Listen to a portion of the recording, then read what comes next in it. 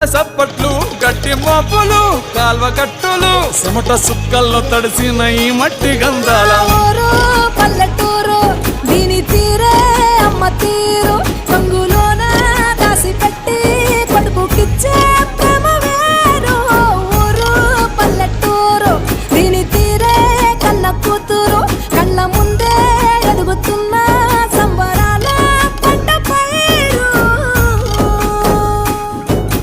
వంద గడపల మందన పల్లె గోడ గట్టని గూడున పల్లె చెరువుల తుల్లటి జల్ల షాపోలే